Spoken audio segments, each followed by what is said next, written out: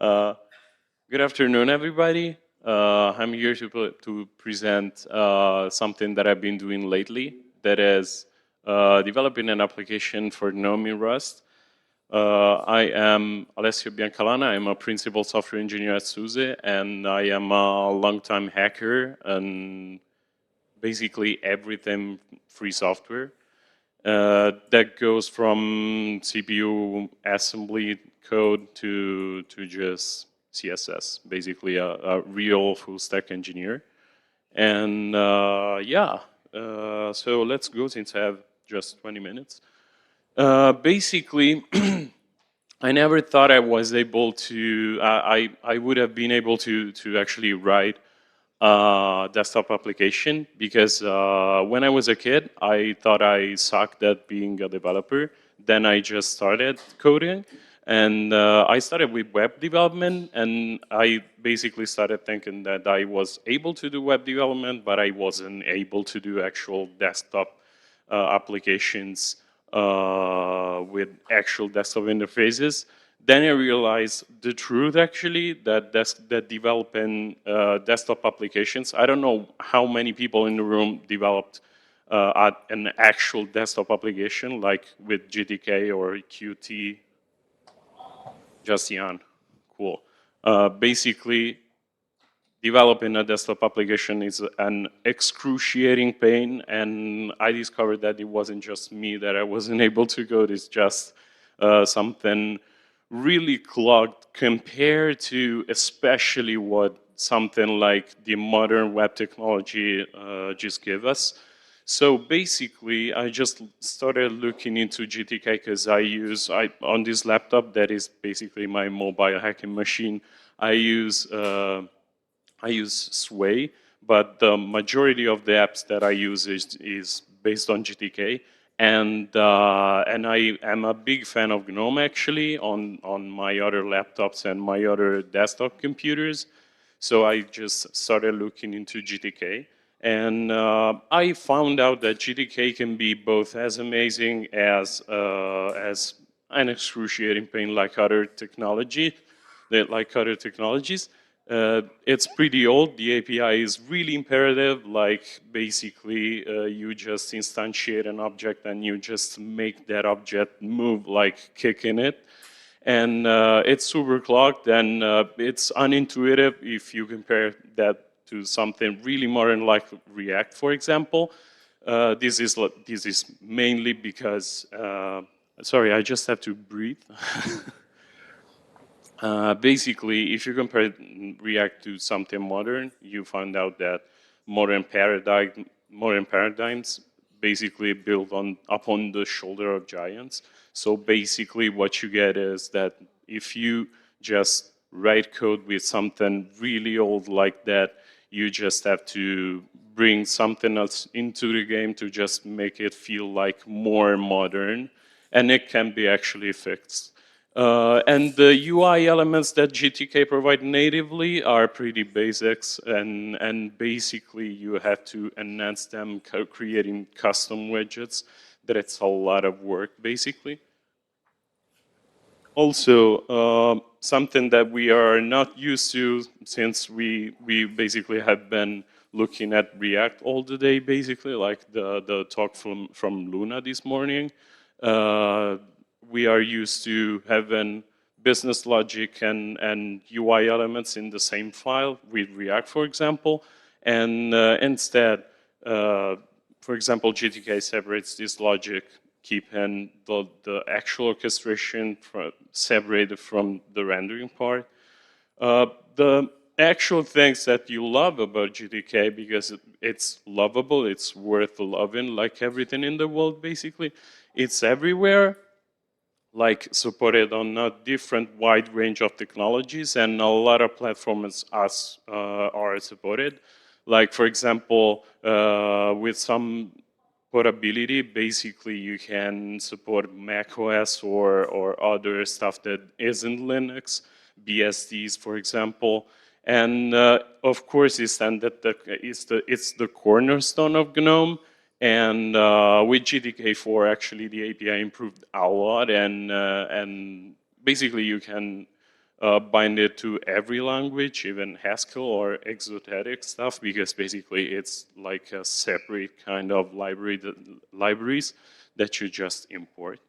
Thanks, Jan, for this, by the way, because I actually didn't know that Haskell had GTK bindings. And when I started looking into this kind of stuff, basically what I wanted to do was writing my own application because I wanted to solve my own problem. That is that I don't know if anybody of you used both a Mac and Pocket, that is a bookmarking service by Mozilla.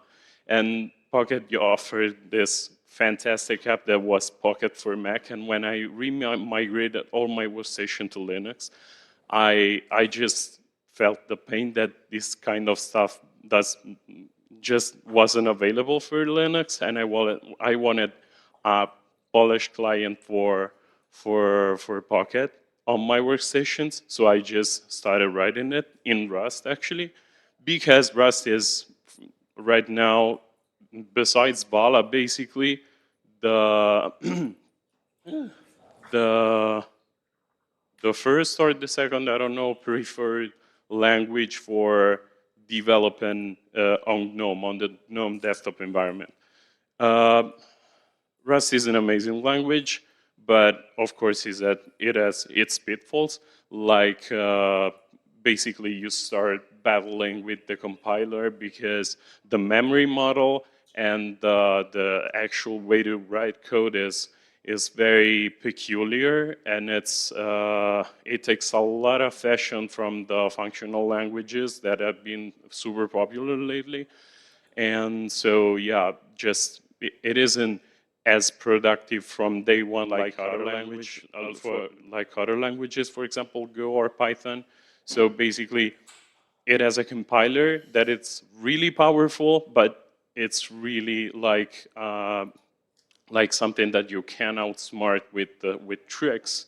So basically, if you wanna just get something done and just polish it at a later stage, you just can't outsmart the compiler. You have to get it right or get on, basically. And the bar checker, that is basically the first and the primary memory management technology at the basis of Rust, you can outsmart it as well, basically, because it controls every line that you write, and it controls that you don't reuse the same variables over and over again, creating, for example, memory-related bugs. So you have to be careful, and if you are not careful, you actually end up yelling so much at the compiler and the word checker. The linter is the same, but it's actually, you can outsmart it, but you can disable it. And that's it, basically. At first, learning to trust what the compiler tells you can be very challenging, but at a second stage, basically, you just recognize that the compiler is right, and you just go with the flow. That is, the compiler actually is very smart, and it tells you, you're writing this code, this is wrong, you should be writing this, are you sure? And usually, like 99%, the hints that the compiler gives to you are correct. So you just do what you're told, and everything's fine. The type system actually is something that I found really profoundly lovable. The error handling and the optional fields are really cool, and the fact that everything is typed and basically the language at its basis is really functional make refactoring code a breeze, because basically every refactoring is moving functions to separate files, and at the end of the day, if it compiles basically and the types are connected in the right way one to each other, basically it works. You are like 99% that it works, sure.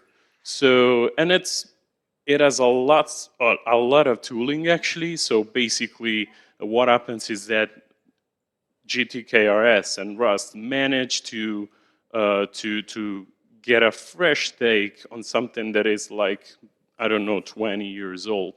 And also unit testing is just great because Rust has it batteries included. So more speed run than this, I have to actually take a breath.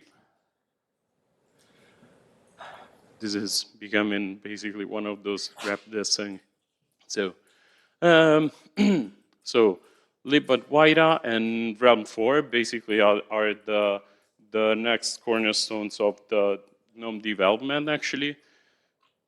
So, Libadwaita actually is a collection of standard elements that GNOME has been implemented, and this is basically an ongoing effort that is, I don't know, 7-8 years in the making, and several versions came out, and this is basically like something, if you develop something with React or Angular, it's like a component library for the GNOME desktop. So basically it leverages GTK to just give you a set of components that you can reuse in your applications that are standard and that basically make your application feel really integrated in the GNOME desktop environment. There are complex widgets with their own complex life cycle, far more complex than what GTK actually has to offer in the basics widgets. And it's just beautiful. I just like Libadwaita as a team, so super cool.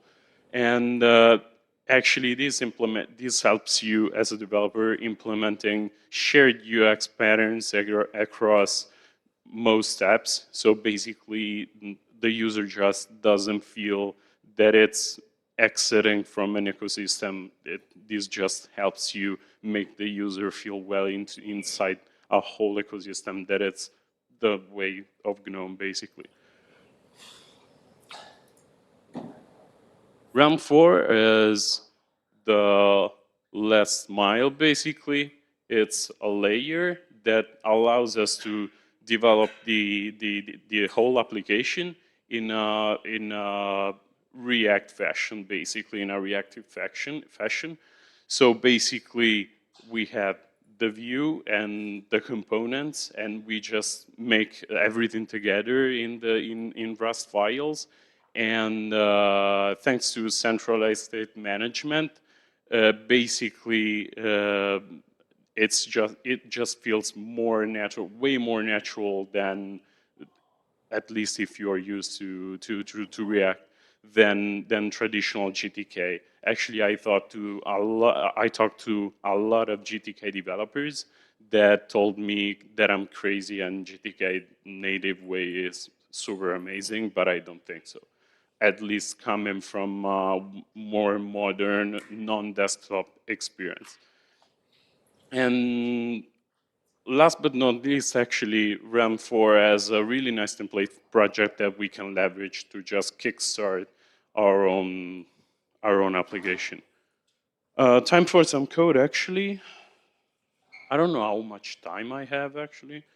Maybe I've been just rushing. Okay. Okay. Okay, cool. Better. My rushing efforts were compensated. Wait a second.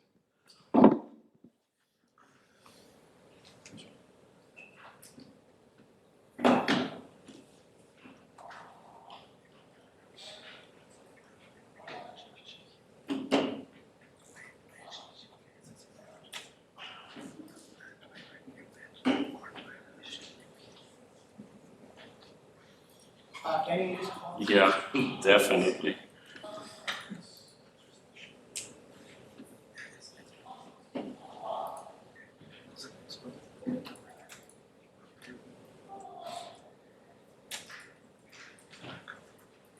Okay, can you see this now? No. Okay. Can you see it? Okay, I think this should be fine. Okay, basically what we are doing, with what we are seeing here is a file that is basically a main file for with Rust code that imports prelude from both GTK and Relm4. And we have the app model declared as a Rust structure and the messages that we can dispatch into the context of the application. And we have the actual application and type it messages and type it inputs basically. Then we have what we call the view macro. Basically, we implement declaratively, okay, the the whole thing in a style that very much resembles what what reactive frameworks are about. So basically, we just declare the UI of the application, and just here at the end we see the GTK label, and we just set a watcher here through an attribute. Basically, this is another macro. And basically, this tells the life cycle of the application to just refresh when we just modify the variable that we are referring to. Basically, then we have the init function, and I'll just show you what this does because it's way simpler. But basically, this is a counter. This is a counter application, and we have the messages to actually increment and decrement the counter in our UI, and the main is just instantiating the code. This is like, I don't know, 100. Let's see if I can. Let's see if I can actually make it work.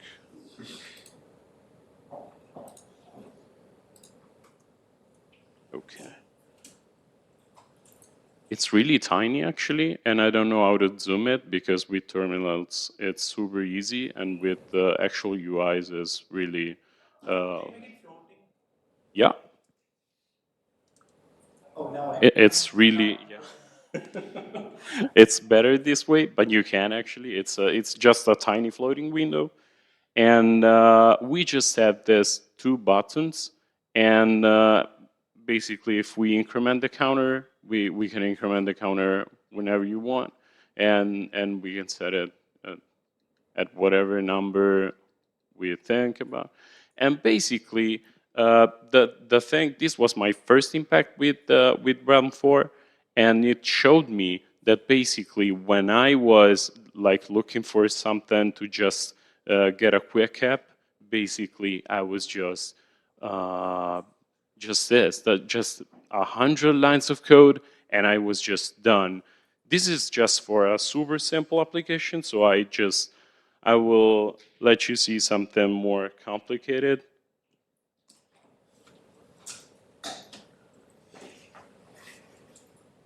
This is the application that I've been writing, basically.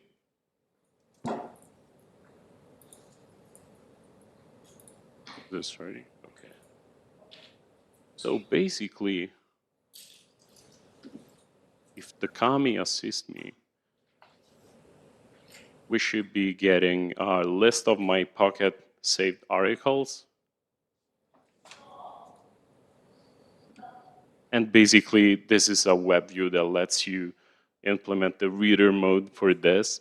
And yeah, that's it basically. And we have this button here to just make the article read and to just archive it. And the functionality is pretty basic, but basically it was actually a lot of work to just make the web view work and the reader view work, the sidebar work, and actually the whole Pocket login flow, because it's the whole thing is like OAuth 2 based. And the code of this is a little bit of a mess more, but not so much actually.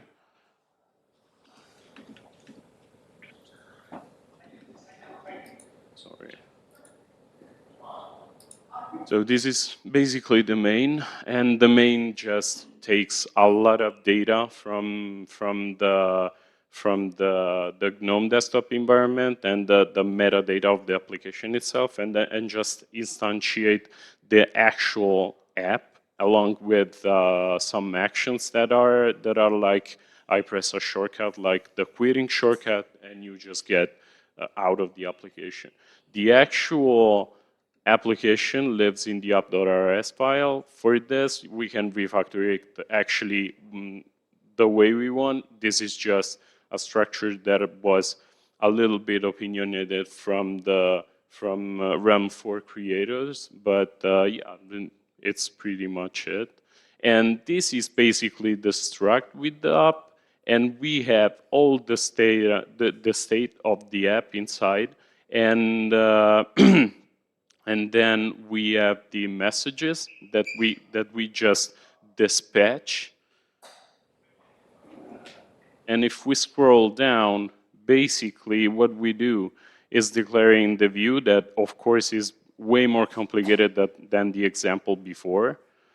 And if we scroll down, we have, of course, some handlers. For example, this. When I just click the refresh button, you just dispatch this message to the state management system. So basically what happens is that whenever we get to the view of this endless view macro, because basically I just implemented some components, but the big bunch of React components is actually of Relm components. It's just inside this. This is the init function that inits the default state actually. I'm taking so much time, I know. It's time to move to Q&A, but I need to finish this. Basically, the update function is the central point of where the messages are received, and we react to the stuff that we are sending, even in an asynchronous way. I don't have time to show you now, but that's it. So, time for a speed run here. Relm4 has advanced features and some shortcomings, like, for example, some scattered documentation and a lot of stuff that it's still to do, basically. So I'm looking forward personally to contribute more, especially when it comes to testing and tooling. どうもありがとうございます。